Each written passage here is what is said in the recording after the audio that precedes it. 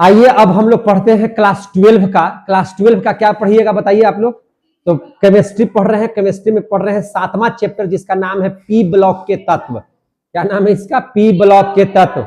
और P block के तत्व में पहले से कितना वीडियो हमारा बन चुका होगा हमको भी पता नहीं है। 3-4 वीडियो बना दिए थे 1.5 घंटा का, है कि नहीं। और आप देख सकते हैं बच्चों का एक फेयर हम लिए हुए हैं, श्वेता का ही फेयर है ना। और इसमें हम पढ़ाए हैं आपको पूरा, देखिए कितना सुंदर बनाई है पीरियोडिक टेबल, देख सकते हैं आप, है ना। सारे के सारे बच्चे ऐसे ही बनाते हैं, सब बनाई है, बहुत अच्छा लग रहा है इसका। और बहुते पढ़ाए हैं, 3 वीडियो बनाए होंगे इसका हम पहले, है कि नहीं। 4 वीडियो बना है, सोच लीजिए। चलेगा अभी क्लास। तो सारा चीज एस ब्लॉक पी ब्लॉक का तत्व पढ़ रहे थे, जिसमें 15वां वर्ग के बारे में पढ़ रहे थे। 15वां वर्ग में सबसे बढ़िया आसान तरीका आपको क्या बताए थे याद करने के लिए, कि अगर 15 वर्ग के तत्व है तो उनको कैसे याद रखिएगा। तो उसमें कौन कौन से तत्व आते हैं? तो नाइट्रोजन है, फास्फोरस है, आर्सेनिक है, एंटीमनी है, बिस्मथ है। हमने इसको कैसे याद करवाया है आप लोगों को, है ना। न्यूजीलैंड, पाकिस्तान, ऑस्ट्रेलिया सब बीके, है कि नहीं। अगर ये याद है तो आपको 15 वर्ग के सभी तत्वों के नाम याद हो जाएगा। इसके लक्षण एवं गुण पढ़ रहे थे। लक्षण एवं गुण में सबसे पहला इलेक्ट्रॉनिक विन्यास पढ़ लिए थे, परमाणु त्रिज्या और आयनन पढ़ लिए थे, भौतिक अवस्था पढ़ लिए थे, घनत्व पढ़ लिए थे, आयनन ऊर्जा या आयनन विभव या आयनन एंथैल्पी पढ़ लिए थे। 6ठा में आवरण प्रभाव पढ़ लिए थे, है ना। 7वां में जो है से हम लोग पढ़ लिए थे विद्युत ऋणात्मकता। उसके बाद गलनांक एवं क्वथनांक पढ़ लिए थे, है ना। संयोजकता के बारे में पढ़ लिए थे, ऑक्सीकरण संख्या के बारे में पढ़ लिए थे। और 11वां नंबर पर यौगिक की प्रकृति के बारे में पढ़ लिए थे। यानी कि जो भी नाइट्रोजन परिवार में जितने भी तत्व हैं उनके लक्षण या गुण के बारे में हम लोगों ने समझा था 11 गो। आज हम लोग 12वां से पढ़ेंगे, ले लीजिए इसको। आज हम लोग कहां से पढ़ेंगे? 12 नंबर से। इसका लक्षण और गुण अभी चलेगा। किसका? नाइट्रोजन के टोटल परिवार का। नाइट्रोजन परिवार में कौन है? तो न्यूजीलैंड, पाकिस्तान, ऑस्ट्रेलिया सब बी के। न्यूजीलैंड का मतलब हो गया N, पाकिस्तान का मतलब हो गया P, ऑस्ट्रेलिया का मतलब हो गया AS आर्सेनिक, सब का मतलब हो गया SB एंटीमनी, है ना। अब बीके का मतलब होगा BI बिस्मथ। समझ में आ गई बात ना। तो इन सभी के बारे में हम लोग 12वां पढ़ लेंगे, जिसका नाम है आणविक अवस्था के बारे में। इनका एक लक्षण है जिसका देखेंगे, गुण के बारे में। आणविक अवस्था, आणविक अवस्था को समझिए ध्यान से, ठीक है ना। आणविक अवस्था को बहुत ध्यान से समझना है, क्या है आणविक अवस्था में। तो देखिए आणविक अवस्था अगर देखिएगा तो आप यहां से ध्यान से समझिएगा। जैसे नाइट्रोजन, नाइट्रोजन का N2 लिखते हैं कहीं भी, समझे कि नहीं। और वही आप देखिएगा फास्फोरस का या एंटीमनी का, या आप देखिएगा आर्सेनिक का, तो आप देखिए फास्फोरस तो P4 लिखते हैं। क्या लिखते हैं? P4। आर्सेनिक का AS4, एंटीमनी का SB4। आणविक स्थिति समझ में आ रहा है सबको। इसके बाद फिर से आप बिस्मथ को देखिएगा तो उसको लिखते हैं BI2, समझे कि नहीं। तो यहाँ अगर आणविक अवस्था के बारे में अगर आप पढ़ना चाहते हैं तो नाइट्रोजन का जो आणविक अवस्था है मेरे भाई, नाइट्रोजन का जो आणविक व्यवस्था है वह कैसा है? तो द्विआण्विक अवस्था है। कैसा अवस्था है? द्विआण्विक अवस्था है। समझ में आ रहा होगा बात। द्विआण्विक अवस्था है, जबकि इसका भी 4 है। तो इन तीनों का कैसा अवस्था है? तो इन तीनों का देखिएगा तो 4 आणविक अवस्था है। कितना अवस्था है? 4 आणविक अवस्था है। 4 आणविक अवस्था है। और यहां पर अगर बिस्मथ को देखिएगा तो ये भी कैसा है? तो द्विआण्विक व्यवस्था है। द्विआण्विक व्यवस्था है, द्विआण्विक अवस्था है। क्लियर हो गया कि नहीं हो गया? तो द्विआण्विक अवस्था है। तो इस प्रकार से आपने आणविक अवस्था के बारे में भी समझ लिया, तो ये भी एक गुण हो गया। अब हम लोग देख लेते हैं 13वां इसका लक्षण या गुण, इन सारे तत्वों के बारे में। तो हम देखेंगे अपरूपता के बारे में। किसके बारे में देखेंगे? अपरूपता के बारे में देखेंगे। अपरूपता के बारे में देखेंगे। तो अपरूपता के बारे में देखिएगा, अगर आप बिस्मथ को छोड़ दीजिए, किसको छोड़ दीजिए? बिस्मथ को। तो बिस्मथ को अगर छोड़ दीजिएगा तो शेष सभी तत्व अपना अपर रूप दिखलाते हैं। जैसे देखिए अपर रूप का मतलब होता है, जैसे कार्बन का अपर रूप है हीरा ग्रेफाइट, है कि नहीं, इसी प्रकार का अलग से रूप। तो बिस्मथ अपना अलग अलग रूप नहीं दिखाता है, लेकिन बिस्मथ को अगर छोड़ दीजिएगा तो शेष सभी तत्व सब के सब में क्या है, अपरूपता आपको दिखाई पड़ेंगे, समझे कि नहीं। तो इस बात को याद रखिएगा कि बिस्मथ को छोड़कर, किसको छोड़ करके, बिस्मथ को छोड़कर, बिस्मथ को छोड़कर शेष सभी, है ना, शेष सभी क्या है भाई, शेष सभी अपर रूप दिखाते हैं। शेष सभी क्या दिखाते हैं, अपर रूप दिखाते हैं, अपर रूप दिखाते हैं। जैसे आप देखिएगा, है कि नहीं, जैसे ब्यूटेन का कितना अपर रूप है, तो 2, नॉर्मल ब्यूटेन और आइसोब्यूटेन। पेंटेन का कितना अपर रूप है, 3, नॉर्मल पेंटेन, आइसोपेंटेन, नियोपेंटेन, है कि नहीं। कार्बन का कितना अपर रूप है, तो हीरा और ग्रेफाइट 2 अपर रूप हो गए उसके। उसी प्रकार से नाइट्रोजन है, फास्फोरस है, आर्सेनिक है, एंटीमनी है, ये सब के सब अपर रूप दिखलाएंगे, लेकिन बिस्मथ का कोई अपर रूप नहीं है। क्लियर हो गया कि नहीं हो गया। अब इसके जरा रासायनिक गुण पर चर्चा कर लेते हैं। किस पर चर्चा कर लेते हैं, रासायनिक गुण पर चर्चा कर लेते हैं। रासायनिक गुण के मतलब होता है कि अगर किसी न किसी से अभिक्रिया कराएंगे तो क्या होगा, है कि नहीं, अभिक्रिया करा करके देखेंगे तो क्या होगा।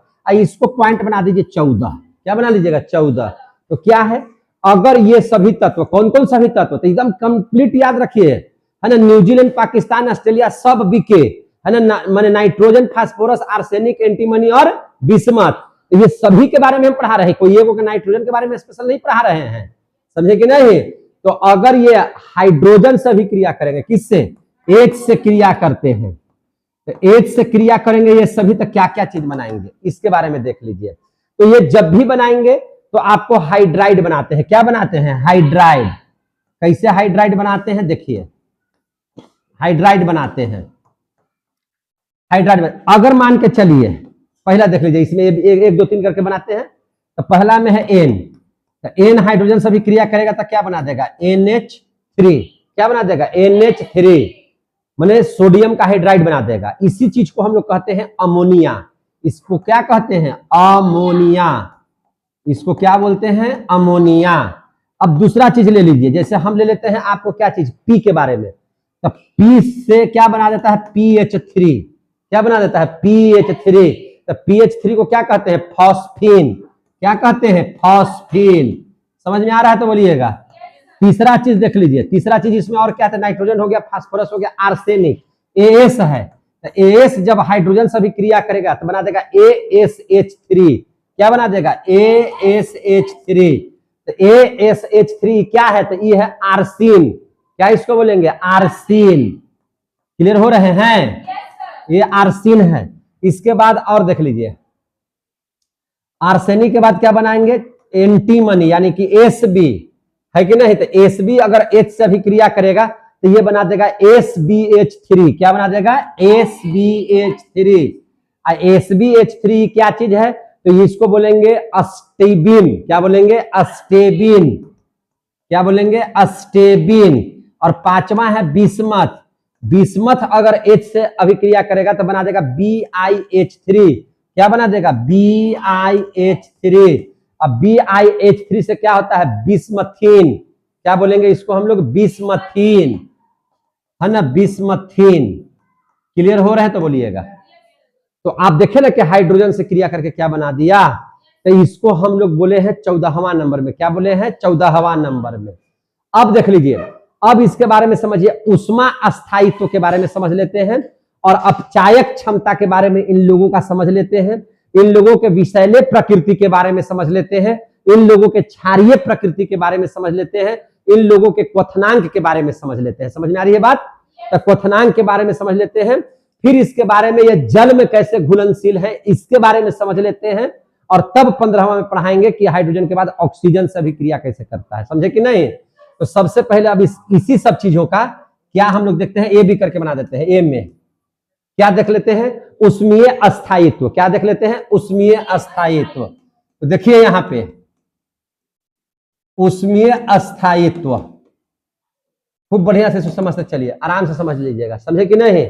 उष्मीय अस्थायित्व के बारे में क्या है, तो आपने क्या क्या चीज बना लिया, तो पहले बनाए थे NH3, फिर बनाए थे PH3, फिर क्या बनाए थे ASH3, फिर बनाए थे SBH3, फिर बनाए थे BiH3। बनाए थे कि नहीं बनाए थे। तो उष्मीय अस्थायित्व सबसे ज्यादा किसका होगा, तो इसका होगा।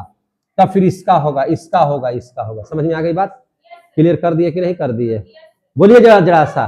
अब देख लेते हैं अपचायक क्षमता। क्या देख लेते हैं? अपचायक क्षमता। तो अपचायक क्षमता पर अगर विचार कीजिएगा तो फिर से इस चीज को लिख दीजिए, सारे चीजों को लिख दीजिए उसी प्रकार से। सबसे ज्यादा अपचायक है ना, PH3 सब लिख रहे हैं कि नहीं लिख रहे हैं? ASH3, SBH3, BiH3। बाबू रे तनी शांति से, है ना। तो सबसे ज्यादा अपचायक क्षमता इसका होगा, ऐसे। समझे कि नहीं समझे? क्लियर हो रहा है कि नहीं हो रहे हैं? समझ में आ रही है तो बोलिएगा बात, नहीं तो नहीं बोलिएगा। विषैला प्रकृति, विषैला प्रकृति के बारे में समझ लीजिए। विषैला प्रकृति, सबसे ज्यादा विषैला कौन होगा बताओ? इसमें सबसे ज्यादा विषैला कौन होगा?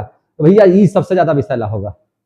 इस क्या हो जाएगा? सबसे ज्यादा खाइएगा, खत्म कहानी, है ना। विषैला सबसे ज्यादा यही होगा। समझ में आ गई बात? यानी कि विषैला प्रकृति की अगर चर्चा कीजिएगा तो फिर से समझ लीजिए। देख रहे हैं कि नहीं देख रहे हैं?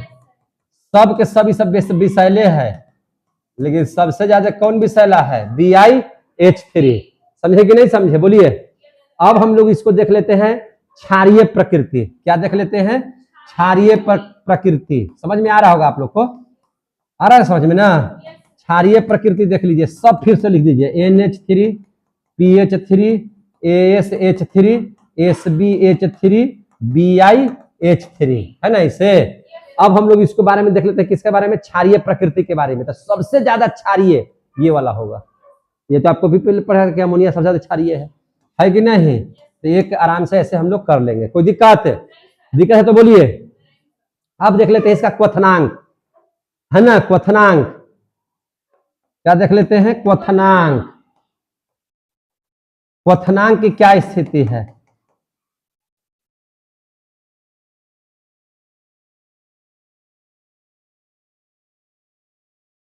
समझ में आ रहा है बात? तो क्वथनांक गलनांक समझे कि नहीं? तो सबसे उबलने के लिए सबसे ज्यादा कौन सबसे पहले हो जाएगा? तो क्वथनांक की अगर स्थिति देखिएगा तो सबसे ज्यादा क्वथनांक किसका होगा? किसका? NH3 का। कोई दिक्कत है? बोलते जाइए अगर नहीं है तो। लेकिन एक चीज देखिएगा, एक चीज इसमें थोड़ा सा समझिएगा, ऐसे नहीं होगा। इसका कैसे होगा समझिए। देखिए NH3 इससे ज्यादा है क्वथनांक, लेकिन इससे ज्यादा इसका क्वथनांक है। इसका इससे ज्यादा इसका, इससे ज्यादा इसका, सिर्फ इसका ज्यादा है। समझे कि नहीं? अब देखिए यहां से ध्यान दीजिए, सबसे ज्यादा किसका हो जाएगा? इसका। क्यों? क्योंकि इससे ज्यादा इसका है, इससे ज्यादा इसका है, इससे ज्यादा इसका है, इससे भी ज्यादा इसका है। समझे कि नहीं? तो क्वथनांक में ये स्थिति आ जाती है। समझ में आ गई बात है? चूंकि देखिए इसको हम लिखवा भी देते हैं। चूंकि NH3 का है इसका ज्यादा होता है कि NH3 का जो अणु के बीच में हाइड्रोजन जो बॉन्ड होता है, हाइड्रोजन जो बॉन्ड होता है वो ज्यादा होता है कि नहीं? नजदीकी है N से ज्यादा। तो हाइड्रोजन का बॉन्ड अधिक होने की वजह से क्या हो जाता है? इसका क्वथनांक PH3 से अधिक हो जाता है। समझे कि नहीं? बात को लिख देते हैं। थोड़ी हटाइए इसको, क्या कर देते हैं? लिख देते हैं। क्या लिख दे कि नहीं लिख दे? बोल दो। क्योंकि क्या लिख देंगे कि NH3 के अणुओं के बीच, किसके अणुओं के बीच? NH3 के अणुओं के बीच, अणुओं के बीच NH3 का जो अणु होता है ना, उनके बीच में जो हाइड्रोजन बॉन्ड होता है, कौन सा बॉन्ड होता है? हाइड्रोजन का जो बॉन्ड होता है। समझे कि नहीं? हाइड्रोजन का जो बॉन्ड होता है वो होने के कारण, है ना, हाइड्रोजन बॉन्ड होने के कारण, जैसे देखिए ना N है ना, N ऐसे है, तो N के जैसे N नाइट्रोजन का कितना होता है? 7 पहली कक्षा में, 2 दूसरी कक्षा में, 5, यानी कि 3 इलेक्ट्रॉन इसके बाहरी कक्षा में रहेगा और 3 इसका भी रहेगा। देखिए ध्यान से, इसका बाहरी कक्षा में कितना इलेक्ट्रॉन? 1 2 3 ले लिए, और यहाँ हाइड्रोजन, यहाँ हाइड्रोजन, यहाँ हाइड्रोजन, इस सब के बाहरी कक्षा में तो ये आसानी से बंधन बना लिया। समझे कि नहीं? ये आसानी से क्या कर लेता है? बंधन बना लेता है। तो वही बात हम बता रहे हैं, है ना। क्या बता रहे हैं? तो समझिए कि NH3 के अणुओं के बीच हाइड्रोजन बंध होने के कारण इसका क्वथनांक, इसका जो क्वथनांक है ना, इसका जो क्वथनांक है वह क्या है? PH3 से अधिक है, PH3 से अधिक है। बस इसका इतना ही जवाब लिखिएगा। कोई दिक्कत है? PH3 से क्या है? अधिक है। अब हम लोग देख लेते हैं F में जल में घुलनशीलता। क्या देख लेते हैं? जल में घुलनशीलता। देखिए ध्यान से, जल में घुलनशीलता, जल में घुलनशीलता के बारे में समझ लीजिए। जल में जो घुलनशीलता है, केवल एक याद रखिएगा, इतना सारा पढ़े हैं ना, NH3 PH3 ASH3 SbH3 है ना, BiH3 सबका नाम भी बता दिए हैं। अमोनिया, फॉस्फिन, आर्सेन है ना, उसके बाद क्या चीज है? अस्टिडीन, और लास्ट में है बिस्मथीन। पढ़ाए हैं कि नहीं पढ़ाए हैं? तो ये सब में आप जान लीजिए इस बात को कि जल में घुलनशीलता को देखिएगा तो NH3 ही जल में घुलनशील है। NH3 ही जल में घुलनशील होता है, समझे कि नहीं? बाकी कोई भी जल में घुलनशील नहीं होता है, बाकी कोई जल में घुलनशील नहीं है। काहे? ऐसा कारण क्या है? तो यह जल के साथ ना, NH3 जो है जल के साथ हाइड्रोजन बॉन्ड बना लेता है। कैसा बॉन्ड बना लेता है? Hydrogen bond. और यह जल से जब अभिक्रिया करेगा तो अमोनियम हाइड्रोक्साइड बना देगा। बाकी कोई भी जल में घुलनशील नहीं है। NH3 को जैसे 5 गो लिखे ना, 1 2 3 4 5 गो, NH3 को छोड़ करके ये सब जल में अघुलनशील है। ये सब जल में क्या है? अघुलनशील है। क्लियर हो गया जल में घुलनशीलता के बारे में?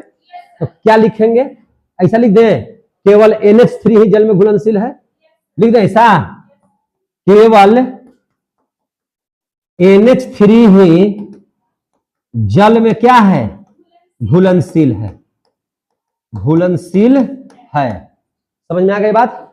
केवल NH3 ही जल में घुलनशील है, बाकी कोई जल में घुलनशील नहीं होता है। अब देख लीजिए, चूंकि है ना, यह जल के साथ कैसा बनाता है? हाइड्रोजन बॉन्ड बना लेता है। यह जल के साथ हाइड्रोजन बॉन्ड बना लेता है, हाइड्रोजन बॉन्ड बना लेता है। क्लियर हो गया?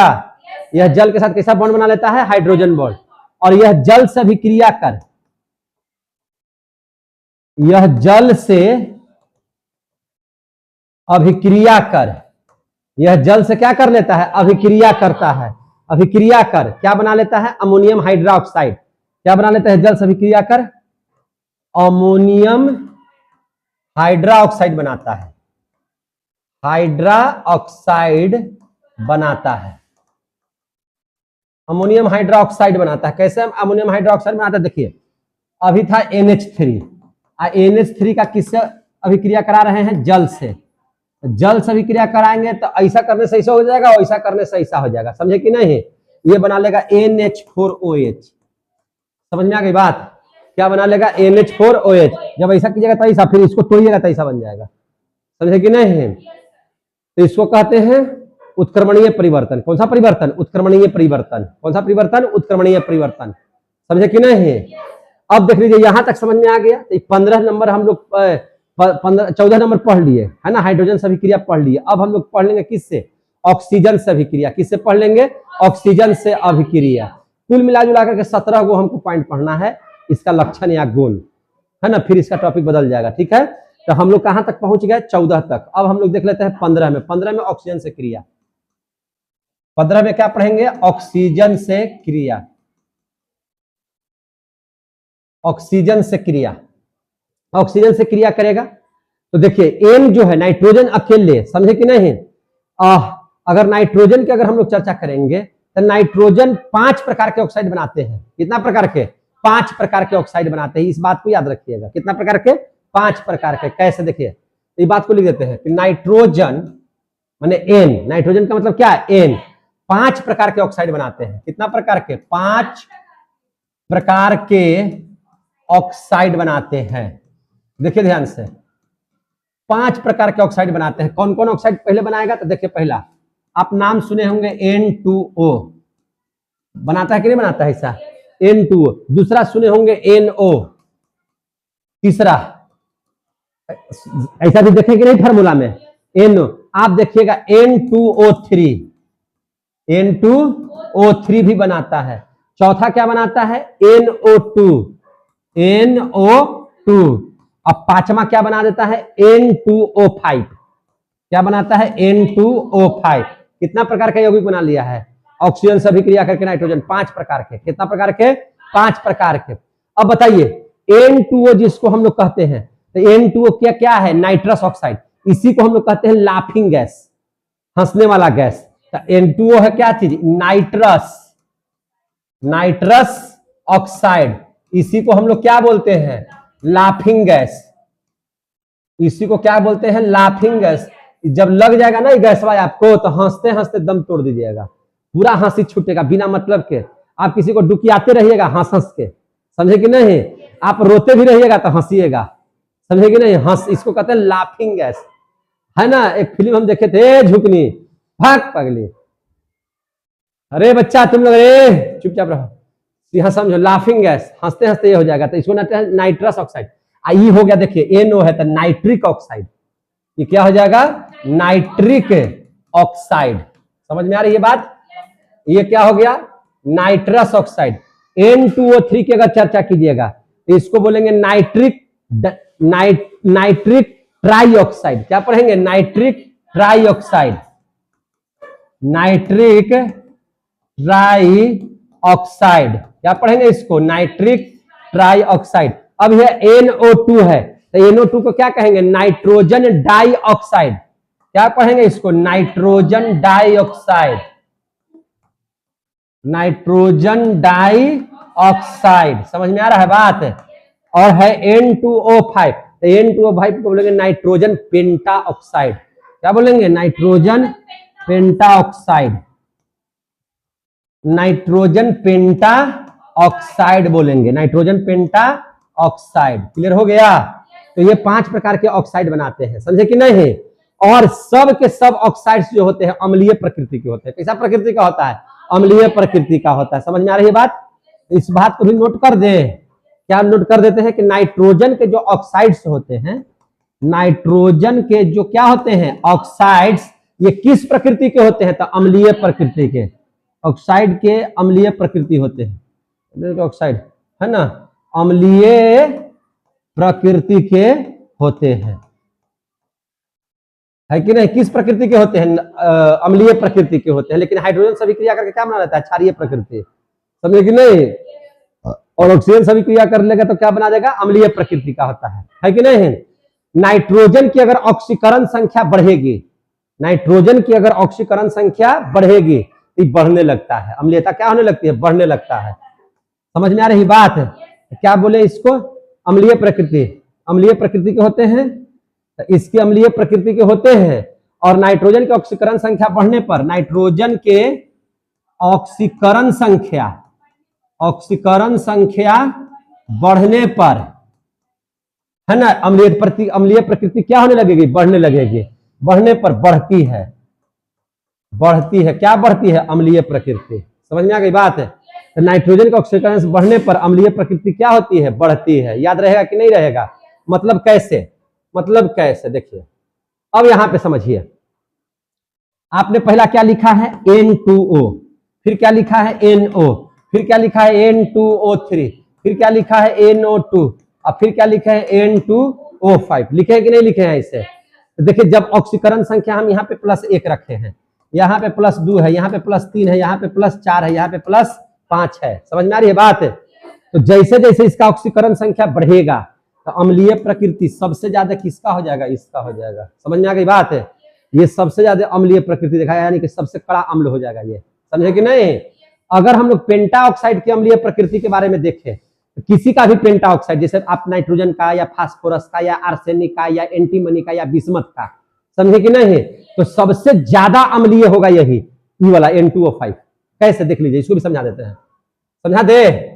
जैसे मान के चलिए कि आपको हम एक बात नोट करवा दे रहे हैं, पेंटा ऑक्साइड की अम्लीय प्रकृति, हम एक पॉइंट दे देते हैं, पेंटा ऑक्साइड की अम्लीय प्रकृति, अम्लीय प्रकृति, पेंटा ऑक्साइड की अम्लीय प्रकृति। अब पेंटा ऑक्साइड बनाइए, किसका किसका, N2O5 बना लेते हैं। फास्फोरस का फास्फोरस पेंटा ऑक्साइड P2O5 बना लेते हैं। समझ में आ रहा है बात है। हम आर्सेनिक का ले लेते हैं, AS2O5 बना लेते हैं, कोई दिक्कत है, AS2O5। इसके बाद हम लोग एंटीमनी का, समझे कि नहीं, तो उसका बना लेते हैं, तो SB2O5, SB2O5 ले लेते हैं। और बिस्मथ का ले लेते हैं Bi2O5, बन जाएगा।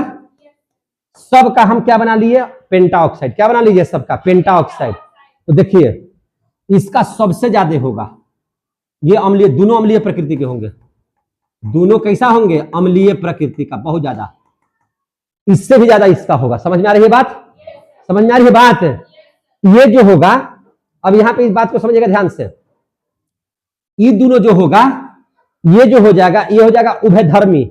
अब उभयधर्मी क्या है बताइए, उभयधर्मी क्या है, तब ध्यान समझिएगा। उभयधर्मी का मतलब होता है कि जो दोनों गुण को रखता है, अम्लीय गुण को भी रखता है और क्षारीय गुण को भी रखता है। आया समझ में, जो अम्लीय गुण और क्षारीय गुण दोनों रखता है तो उसको क्या कहते हैं, उभयधर्मी। उसको क्या कहते हैं, उभयधर्मी। क्लियर हो गया। आइए तो भैया, पहले था पूरा अम्लीय, पहले क्या हुआ, पूरा अम्लीय, अब अम्लीय नहीं रह गया, इससे कम अम्लीय ये हो गया, ये हो गया उभयधर्मी, माने अम्ल का गुण है लेकिन कुछ कुछ क्षारों का गुण है। अब फिर ये क्या हो जाएगा, पूरा क्षारीय हो जाएगा। ये क्या हो जाएगा, पूरा क्षारीय। तो अब देखिए ना, इसको हम ऐसे लिख दे तो कोई दिक्कत है, बताइए, इसको अगर ऐसे लगा दे तो कोई दिक्कत, सबसे ज्यादा अम्लीय ये हो जाएगा और ये वाला ऑक्साइड होते हुए क्या हो जाएगा, क्षारीय हो जाएगा। क्या हो जाएगा, क्षारीय प्रवृत्ति का हो जाएगा। यहां तक समझ में आ गया कि नहीं समझ में आ गया, जोर से बोलिए। चलिए, यहां तक समझ में आप लोगों को आ गया। अब ऐसा होता क्या है, तो देखिए समझिए ध्यान से, ऐसा क्यों हुआ, देखिए ध्यान से। ऐसा इसलिए हुआ कि जैसे देखिए, नाइट्रोजन का कितना होता है, 7, नाइट्रोजन का परमाणु संख्या कितना होता है, 7, समझ गए। और नाइट्रोजन का 7 होता है तो कैसे बनाएंगे, पहली कक्षा में इलेक्ट्रॉनिक विन्यास कीजिए, 1s2, 2s2 और 2p, 2 2 4 3 7, 2p3, 2p3। अब जब s वाले वर्ग को भरिएगा तो ऐसे भराएगा, 1 इलेक्ट्रॉन 2 इलेक्ट्रॉन, 2s को भरिएगा 1 इलेक्ट्रॉन 2 इलेक्ट्रॉन, लेकिन 2p को भरिएगा तो 1 2 3, कितना हो जाएगा, 3। अब देखिए यहां पे इस बात को समझिएगा, क्या समझिएगा, तो ध्यान से समझिएगा। अगर किसी भी, जैसे p में टोटल मिला के कितना इलेक्ट्रॉन है, 6, तो 6 में तो p पूरा भर जाएगा, बात समझिएगा, 6 में p क्या हो जाएगा, पूरा भर जाएगा। लेकिन आधा एकदम पूरे पूरे भरल है आधा से, तो इसको हम लोग बोलेंगे अस्थाई। क्या कहेंगे इसको, अस्थाई। का है, आधा ही पूरा भरल है, आधा क्या है, पूरा भरा हुआ है, आधा भी है तो भरा हुआ है, यानी कि अस्थाई हो गया। तो इसको बोलते हैं अस्थाई अर्धपूर्ण। इसको क्या बोलते हैं, अस्थाई है। और कैसा है, अर्धपूर्ण है। लेकिन वही आप ऑक्सीजन का देखिए, ऑक्सीजन का कितना होता है, 8। पहली कक्षा में 1s2, दूसरी कक्षा में 2s2, और इसमें क्या हो जाएगा, 2p4। अब इसका जैसे देखिएगा यहाँ पे, इसमें 2 इलेक्ट्रॉन हो गया, इसमें भी 2 इलेक्ट्रॉन हो गया, लेकिन 4 में चलिए तो 1 इलेक्ट्रॉन 2 इलेक्ट्रॉन 3 इलेक्ट्रॉन और यहाँ पे 4 इलेक्ट्रॉन। तो देखिए यहाँ पे अभी देखिए ये अस्थाई हो गया। क्या है, अस्थाई हो गया कि इसके 4 इलेक्ट्रॉन है, 6 रहता था तो अस्थाई हो जाता, और आधा भी रहता ना। अब अब बताइए ना, 3 गो बॉक्स में ई वाला ज्यादा भारी हो गया बॉक्स, क्योंकि इसमें 2 इलेक्ट्रॉन बैठ गया, इसमें कै गो इलेक्ट्रॉन है, 1 गो इलेक्ट्रॉन है, तो ये अस्थाई हो गया। तो इसको बोलेंगे अस्थाई अपूर्ण, अस्थाई। ये क्या है, अपूर्ण है, जबकि इलेक्ट्रॉन ज्यादा है फिर भी। लेकिन अगर इसमें देखिए ध्यान से, इसमें ऐसा नहीं ना है कि ई वाला बॉक्स में 2 गो है, ई वाला में 1 ही गो है, ई वाला में 1 ही गो है, जे है आधे है लेकिन सब में बराबर बराबर है, यानी कि पूर्ण है सब में। आधे है लेकिन सब में पूर्ण है, तो इसको बोलेंगे अर्धपूर्ण। ये कैसा हो जाएगा, अस्थाई इसको बोलेंगे। इसमें इससे इलेक्ट्रॉन ज्यादा है लेकिन सभी बॉक्स में बराबर नहीं है, यानी कि अपूर्ण है। अपूर्ण है तो ये अस्थाई हो जाएगा। समझ में आ गई बात, ये क्या हो जाएगा, अस्थाई। तो अब बताइए, अस्थाई जब होगा तो आयनन ऊर्जा जब नाइट्रोजन से ऑक्सीजन की ओर जाएंगे तो बढ़ेगा, और ऊपर से नीचे आएंगे तो क्या हो जाएगा, घटेगा। 15 वाला, जैसे 15 वाला तत्व में देखेंगे तो क्या हो जाएगा, घटने लगेगा। क्या होने लगेगा, घटने लगेगा। समझे कि नहीं, तो याद रखिएगा। तो इसलिए यहां पे आप ध्यान से समझिएगा कि N जो होता है ना, नाइट्रोजन जो होता है, तो नाइट्रोजन को प्रथम आयनन ऊर्जा, नाइट्रोजन का जो है, नाइट्रोजन को प्रथम आयनन ऊर्जा जो होता है ऑक्सीजन से अधिक होता है। किससे होता है, ऑक्सीजन से अधिक होता है। अब यहां पूछेगा कि सर प्रथम आयनन ऊर्जा क्या है, तो किसी भी एक इलेक्ट्रॉन को निकालने के लिए जितनी ऊर्जा की आवश्यकता होती है, किसी परमाणु की बाहरी कक्षा में इलेक्ट्रॉन को निकालने के लिए जितनी ऊर्जा को आपको जरूरत पड़ेगी, वही उसका प्रथम आयनन ऊर्जा कहलाएगी। क्या कहलाएगी? प्रथम आयनन ऊर्जा कहलाएगी। समझे कि नहीं? द्वितीय आयनन ऊर्जा किसे कहेंगे या विभव किसे कहेंगे? तो 2 इलेक्ट्रॉन को निकालने में जितनी ऊर्जा खपत होगी तो उसको कहेंगे द्वितीय आयनन विभव। तृतीय आयनन विभव किसे कहेंगे? तो 3 इलेक्ट्रॉन को निकालने में जितनी ऊर्जा की जरूरत पड़ेगी तो उसको क्या कहेंगे? तृतीय कहेंगे। क्या कहेंगे? तृतीय कहेंगे। समझ में आ रही है बात? बोलिए, समझ लीजिए ध्यान से। अब देख लीजिए यहाँ पे एक चीज और समझ लीजिए। तो आप देखिएगा नाइट्रोजन है 15 वाला वर्ग में है नाइट्रोजन, और 16 वाला वर्ग में क्या है? ऑक्सीजन। तो जैसे ही आप 15 से 16 में जाइएगा ऐसे, तो देखिए ध्यान से यहाँ पे देखिएगा, ऐसे जाइएगा तो आयनन ऊर्जा जो होगा, आयनन ऊर्जा जो हो जाएगा वह क्या हो जाएगा? घट जाएगा। आयनन ऊर्जा क्या हो जाएगा? घट जाएगा। कब? जब आप 15 से 16 वर्ग में जाइएगा तब। तो अब देख लीजिए उपकोष हम ले लेते हैं, उपकोष या उपकक्षा जिसको कहते हैं, जिसका उपकक्षा नाम है SPDF। तो अब पूरा देख लीजिए, अगर हम लोग पूरा का और आधा का बात करें तो S में होता है कितना इलेक्ट्रॉन? 2, और 2 का आधा कितना होता है? 1।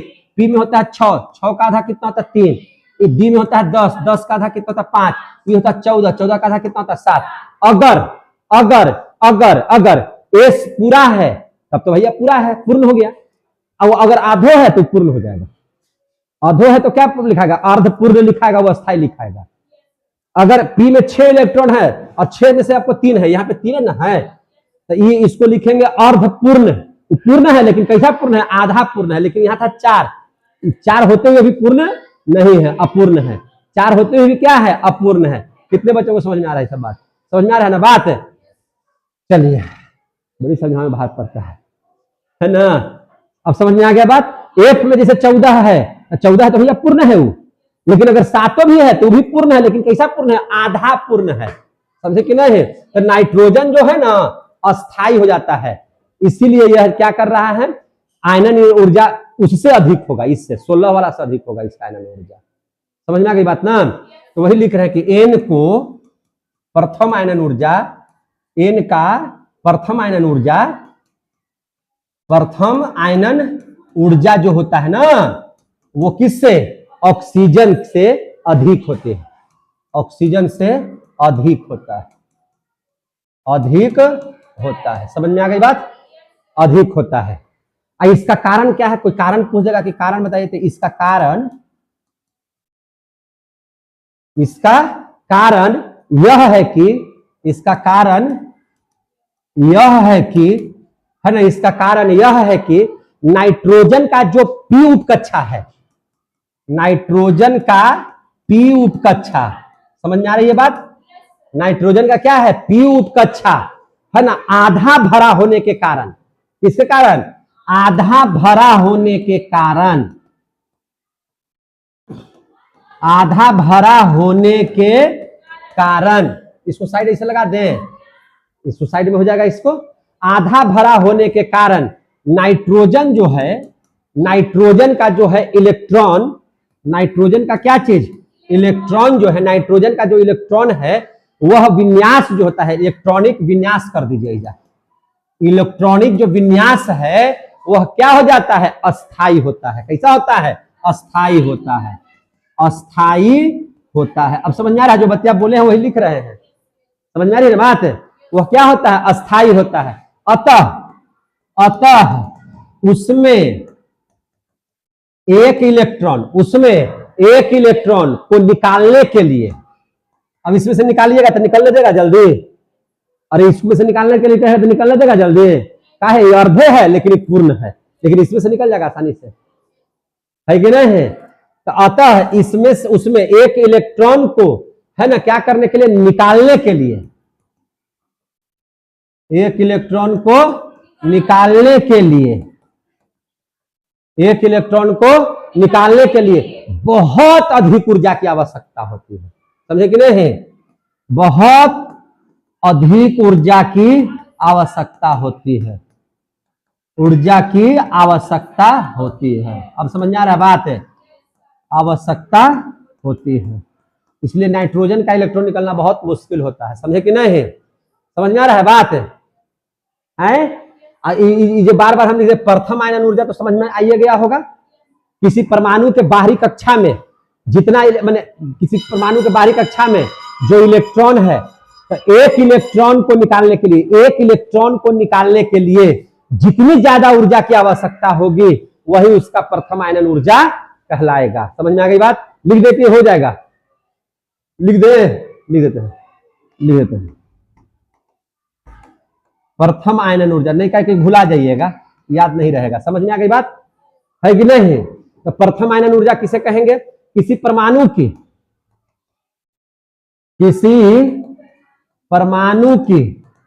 बाहरी कक्षा में किसी परमाणु की बाहरी कक्षा में इलेक्ट्रॉन को निकालने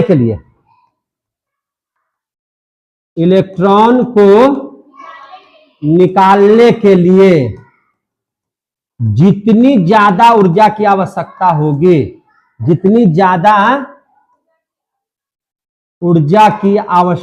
होगी उसे ही प्रथम आयनन ऊर्जा कहते हैं। आ गया समझ में? इसी आधार पर अगर द्वितीय आयनन विभव होगा तो 2 इलेक्ट्रॉन को निकालने में जितना ऊर्जा, और तृतीय रहेगा तो 3 इलेक्ट्रॉन को निकालने में जितना ऊर्जा की जरूरत पड़ेगा वही उसका क्या कहलाएगा? तृतीय आयनन विभव कहलाएगा। समझ में आ गया बात? क्या कहलाएगा? तृतीय आयनन विभव कहलाएगा। कोई दिक्कत? तृतीय आयनन विभव कहलाएगा। यहां तक समझ में आई बात? अब हम लोग 15 को भी देख लिए, 15वां हम लोग देख लिए। अब इसका गुण पढ़ते हैं या लक्षण पढ़ते हैं 16वां। क्या पढ़ लेते हैं? 16वां धात्विक गुण पढ़ लेते हैं। क्या पढ़ लेते हैं 16 में? धात्विक गुण। क्या पढ़ लेते हैं? धात्विक गुण। धात्विक गुण का मतलब कि धातु का जो गुण होता है वो। धातु का गुण क्या होता है समझ में आता ही है आप लोगों को कि भैया उसमें एक कड़क आवाज होती है, माने टन की आवाज होती है, विद्युत का सुचालक होता है कि नहीं? धातु जो है आघातवर्ध होता है, तन्य होता है, ये सब पढ़े हैं कि नहीं पढ़े हैं? तो बस वही चीज उसका धात्विक गुण। तो अगर आप वर्ग समझ में आ रहा होगा, ऊपर से नीचे आने पर जैसे जैसे ऊपर से क्या हो जाइएगा? नीचे आइएगा, तो धात्विक जो गुण होगा वो बढ़ते जाएगा। धात्विक गुण क्या होते जाएगा? बढ़ते जाएगा, यानी कि धातु ज्यादा बढ़िया होते जाएगा। समझे कि नहीं? उसका गुण क्या होते जाएगा? बढ़ते जाएगा। काहे बढ़ेगा? तो देखिए कोई भी चीज जो होता है काहे बढ़िया धातु कहलाता है, कोई धातु बढ़िया ज्यादा क्यों कहलाता है, तो आपको पता होना चाहिए कि जो धातु सबसे ज्यादा इलेक्ट्रॉन का त्याग करेगा उसमें धात्विक गुण उतना ही ज्यादा हो जाएगा। जो कम इलेक्ट्रॉन त्याग करेगा वह धात्विक गुण कम रखेगा। जैसे देखिए आपको दे दिया सोडियम भी धातु है, आपको दे दिया मैग्नीशियम भी धातु है, और दे दिया आपको एल्युमिनियम भी धातु है। तो इसमें तीनों में सबसे ज्यादा धात्विक गुण किसमें होगा? तो एल्युमिनियम में होगा। क्यों? क्योंकि उसमें इलेक्ट्रॉन त्याग करने का गुण इन दोनों की अपेक्षा ज्यादा है, और जो जितना ज्यादा इलेक्ट्रॉन का त्याग करता है वह उतना बढ़िया धातु कहलाता है। आगे समझ में आ रहा है तो बोलिएगा। तो वर्ग में ऊपर से नीचे जाने पर, वर्ग में ऊपर से नीचे जाने पर धात्विक गुण क्या होगा? धात्विक गुण बढ़ता है। धात्विक गुण ज्यादा क्यों होगा? कोई पूछ देगा धात्विक गुण घटता बढ़ने का मतलब क्या है? सब नहीं समझ में आ रहा है। तो जो इलेक्ट्रॉन त्यागने की शक्ति धात्विक गुण कहलाती है। समझ में आ गई बात? धात्विक गुण कहते किसको? देखिए ध्यान से, कोई पूछेगा धात्विक गुण किसको कहते हैं? इलेक्ट्रॉन त्यागने की शक्ति को, इलेक्ट्रॉन त्यागने की शक्ति को धात्विक गुण कहते हैं। अब समझ में आ गया? हो गया? धात्विक गुण कहते हैं। इंटर में है तो इंटर जैसा कर रहे हैं, है कि नहीं? 8वां क्लास में रहेगा तो 8वां क्लास जैसा कर देंगे, समझे कि नहीं? 10वां क्लास में रहेगा तो 10वां क्लास जैसा पढ़ा देंगे। अब आपको इसमें इतना ही समझ लीजिएगा धात्विक गुण का मतलब क्या? इलेक्ट्रॉन त्यागने की शक्ति। समझ में आ गई बात? तो अब यहाँ पे देखिए, ध्यान से समझिए जल्दी से। अब इसमें है हम लोगों का 5 गो तत्व है, nitrogen, phosphorus, arsenic, antimony, bismuth, है ना? न्यूजीलैंड, पाकिस्तान, ऑस्ट्रेलिया सब बीके। न्यूजीलैंड, पाकिस्तान, ऑस्ट्रेलिया सब बीके। हो गया? याद हो गया? Nitrogen, phosphorus, arsenic, SB, BI. समझ में आ गई बात ना? तो अब इसमें देखिएगा अब देखिए यहाँ पे देखिए नाइट्रोजन का परमाणु संख्या 7। नाइट्रोजन का परमाणु संख्या क्या हो जाएगा? 7। अब फास्फोरस जो है सब 15 सब पढ़े होंगे। तो चलिए अब यहां से देखिएगा, ये दोनों क्या हो जाएगा, ये दोनों ऊपर से चलिएगा तो अधातु है, ये दोनों क्या है, अधातु है। देखिए पहले क्या था, पहले ऊपर में था तो ये अधातु है, क्या है, अधातु है। अब जब नीचे आ जाइएगा, एस में आ जाइएगा, एस में आ जाइएगा, एसबी में आइएगा तो ये दोनों क्या है, उपधातु। अब बढ़िया से ये धातु नहीं है, उपधातु है। और जैसे ही नीचे आइएगा तो ये भैया धातु है। पहले था धातु, उपधातु, धातु। तो धात्विक गुण बढ़ा कि नहीं बढ़ा, बोलिए धात्विक गुण बढ़ा कि नहीं बढ़ा, समझे कि नहीं, समझ में आ रहा है बात। अब यहाँ पे जो इलेक्ट्रॉन त्यागेगा, जैसे देखिए नाइट्रोजन का, तो एक कक्षा इसका इतना ही कक्षा में हो जाएगा, समझे कि नहीं।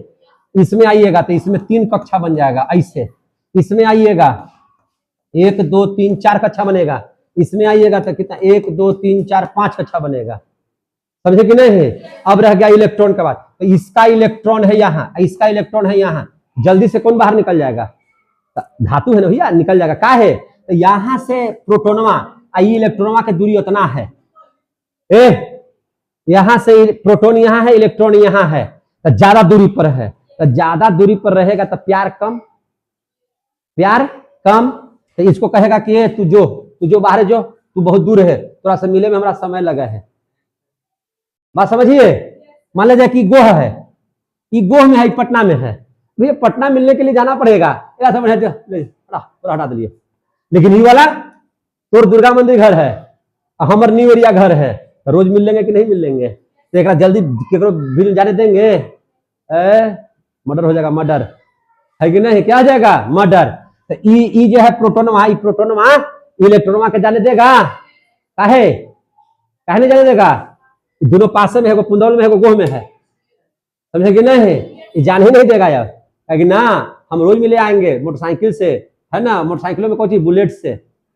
लेकिन यहाँ वाला ये है गोह, ये है पटना, पटना रोज मिलेगा, है कि नहीं, लास्ट होगा तो त्याग देगा, तो ये आसानी से त्याग देता है इलेक्ट्रॉन, ये आसानी से इलेक्ट्रॉन को क्या कर देगा, त्याग देगा, समझे कि नहीं। तो आसानी से ये त्याग कर देगा, आसानी से इलेक्ट्रॉन त्याग। इसको त्यागने में तो बहुत भार पड़ेगा, इसको त्यागने में बहुत भार पड़ेगा, कठिनाई होगा त्यागने में, कठिनाई होगा त्यागने में।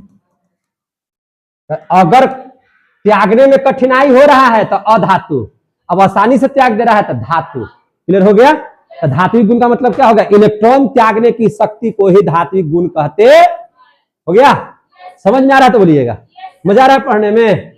हाँ, तो आप समझ लीजिए 16वां हेलोजन से अभिक्रिया, है ना, हेलोजन से अभिक्रिया करता है इन लोग, क्या तो क्या बनाता है, चलिए 16 हो गया, 17 लास्ट, इसके बाद कल पढ़ाएंगे, ठीक है, इसके बाद कल पढ़ा देंगे।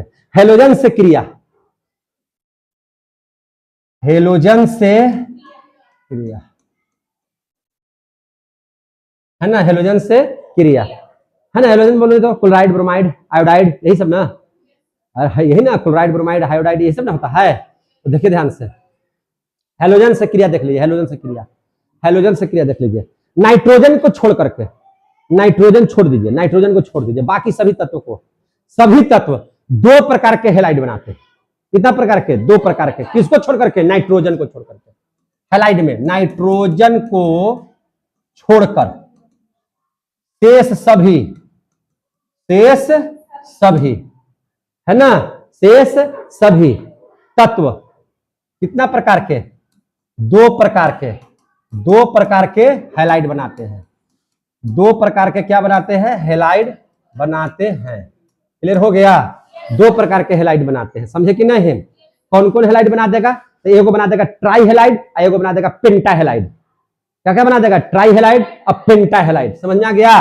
तो सबसे पहले समझेंगे ट्राई हेलाइड, क्या समझेंगे, ट्राई हेलाइड, समझ में आ रही है बात। तो ट्राई जो हेलाइड जितना भी होगा सब क्षारीय लवण होगा, ट्राई हेलाइड क्या हो जाएगा, सब क्षारीय लवण हो जाएगा। कैसा लवण हो जाएगा, क्षारीय लवण, समझ में आ रही है बात। क्षारीय लवण का मतलब क्या है, सबका ट्राई हेलाइड बना दो, बना दो। ट्राई हेलाइड तो एन भी बना लेगा ट्राई हेलाइड, है ना, भले ही क्या नहीं बना लेगा, तो पेंटा नहीं बना सकता है। चूंकि क्यों नहीं बना सकता है, आपको पता है क्यों नहीं पेंटा बना सकता है, क्योंकि नाइट्रोजन के पास दूसरे को कक्षा है और दूसरी कक्षा में डी ब्लॉक नहीं है, डी ब्लॉक नहीं है तो पेंटा नहीं बनेगा। क्लियर हो गया कि नहीं हो गया। सब कॉमन सेंस लगाइए, सब क्या लगा लीजिए, कॉमन सेंस, समझे कि ट्राई हेलाइड तो बना लेगा। तो ट्राई हेलाइड में देखिए क्या क्या बना लेगा, कैसे बना लेगा, ये NF3 क्लोराइड बना लिया, NF3 PF3। अब AS भी क्या बना लेगा, F3 AS F3 SB F3 SB F3। अब BI F3 बना लिया कि नहीं बना लिया। तो हेलाइड अच्छा रही है, सबसे ज्यादा कौन हो जाएगा, ऐसे ऐसे ऐसे ऐसे हो गया। समझ में आ गया बात है, कोई दिक्कत है तो बोल दीजिए। देखिए ये है कौन चीज, विस्फोटक द्रव्य है, सबसे ज्यादा विस्फोटक द्रव्य है। मार दीजिए कहीं पर समझ में आ जाएगा उसको, है ना। नहीं सब रोज कर रहा है, एगो ट्रेंड चला है, अभी एक ट्रेंड चला है, हमारा कोचिंग में बम चल गया है कि नहीं। जो जितना बम चलवा रहा है उसका कोचिंग उतना ही हाइटेड हो जा रहा है। तो हनी होगा तो वो मार देना ही जब पड़ी, है कि नहीं। हम हल्ला करेंगे कि हमको भी बम चल गया, अपने चलवा करके वो अपने हल्ला करता है कि हमारा ही बम चल रहा है, गोली चल रहा है। हो रहा है कि नहीं हो रहा है, काहे के लिए कि हमारा सब कोई जान जाए कि हम बहुत पॉपुलर है, हम बहुत हाईटेक आदमी हैं, कि हम एकदम बिना बाहर निकल जाते हैं तो बम चलने लगता है हमारा पर, है कि नहीं। तो मास्टर है कि तू उग्रवादी है जी है कि नहीं, याद रखिएगा। तो देखिए नोट में इस बात को हम कर देते हैं, नोट में क्या कर देते हैं, NF3 जो है एक विस्फोटक द्रव्य है। कैसा द्रव्य है, विस्फोटक। नहीं NF3 नहीं, NCl3, क्या चीज, NCl3, वो भी हेलाइडे है। अरे क्लोराइड है तो हेलाइडे ना है, फ्लोराइड है तो हेलाइडे ना है, आयोडाइड है तो हेलाइडे ना है।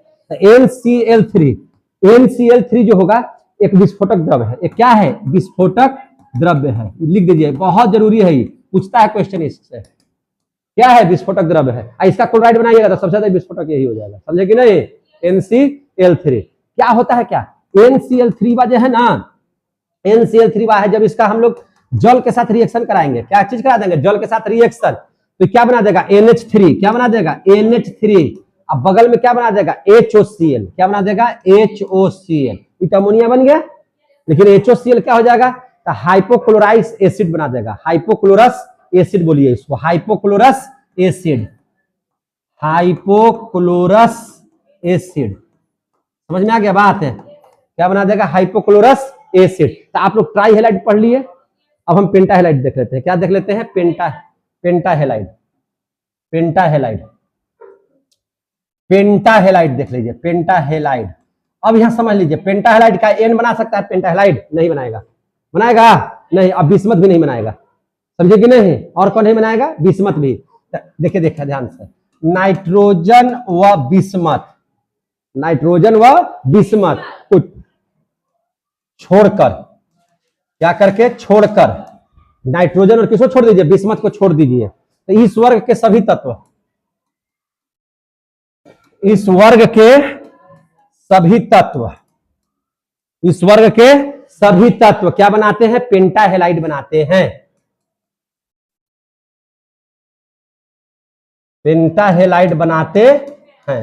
कोई दिक्कत है तो बोल दीजिए, पेंटा हेलाइड बना देगा सब। पेंटा हेलाइड नाइट्रोजन को नहीं बना रहा है, बताओ, पेंटा हेलाइड नाइट्रोजन को नहीं बना रहा, तभी तो पढ़ा है कि इसके पास डी ब्लॉक नहीं है, डी कक्षक नहीं है। लिख दे, लिख दे, क्या लिख दे, तो एन जो है, एन के पास, एन के पास, 16वां ना पढ़ा रहे हैं अभी, हाँ 16 नहीं, 16वां, 17 नहीं, 16वें ना, अच्छा अच्छा। एन के पास, समझिए ध्यान से, एन के पास, एक और पढ़ा देंगे, एन के पास रिक्त है ना, डी, रिक्त डी है ना, उपकक्षक नहीं हो उपलब्ध होते हैं, डी उपकक्षा उपलब्ध नहीं होते हैं, उपलब्ध नहीं होते हैं। समझ में आ गई बात है, नहीं होते हैं, समझ में आ गया बात है। अब देख लीजिए यहां, अब देख लीजिए बिस्मथ, बिस्मथ के साथ क्या स्थिति है, बिस्मथ जो होता है, बिस्मथ अक्रिय युग्म प्रभाव दिखलाता है। क्या दिखलाता है, अक्रिय युग्म प्रभाव, याद रखिएगा, अक्रिय युग्म प्रभाव दिखलाता है, अक्रिय युग्म प्रभाव दिखाता है। इसलिए यह भी क्या करता है, डी ब्लॉक में नहीं जा पाता, जिसके बाद वजह से ये पेंटा नहीं बना पाता है। क्या बना नहीं पाता है, पेंटा। समझ में आ गई बात। अब देख लीजिए एक और, 17 है तो ये 18 कर देते हैं, क्या कर देते हैं, 18 है ना। ऑक्सी अम्लों का निर्माण, अगला में देख लेते हैं लक्षण इसका, क्या चीज, ऑक्सी अम्लों का निर्माण, ऑक्सी अम्लों का निर्माण, ऑक्सी अम्लों का निर्माण देख लीजिए, ऑक्सी अम्लों का निर्माण। तो बिस्मथ को छोड़ करके, किसको छोड़ करके, बिस्मथ को छोड़ करके शेष ऑक्साइड्स, माने जो भी शेष ऑक्साइड्स है वो क्या बनाते हैं, एसिड बना लेते हैं। क्या बना लेते हैं, एसिड। समझे कि नहीं, बिस्मथ को छोड़ करके, बिस्मथ को छोड़कर शेष सभी, शेष सभी, बिस्मथ को छोड़ करके शेष सभी क्या बनाते हैं, है ना, ऑक्सी एसिड बनाते हैं, ऑक्सी एसिड्स बनाते हैं, ऑक्सी एसिड्स बनाते हैं। समझ में आ गई बात है।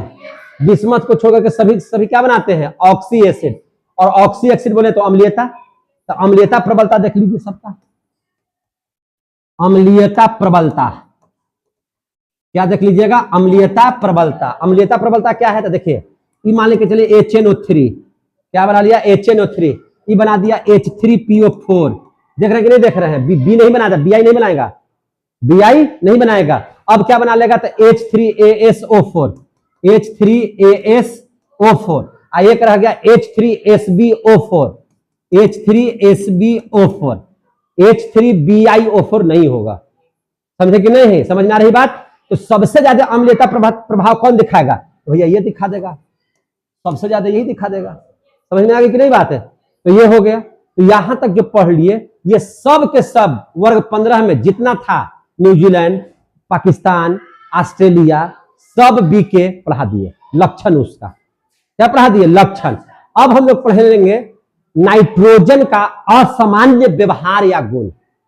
असामान्य व्यवहार उसका क्या है अन्य चीजों के साथ, ये पढ़ना बहुत जरूरी है। समझे कि नहीं। तो इसको कल रखेंगे, टॉपिक को क्या रखेंगे, कल रखेंगे आपको ये वाला चीज, इन नाइट्रोजन का असामान्य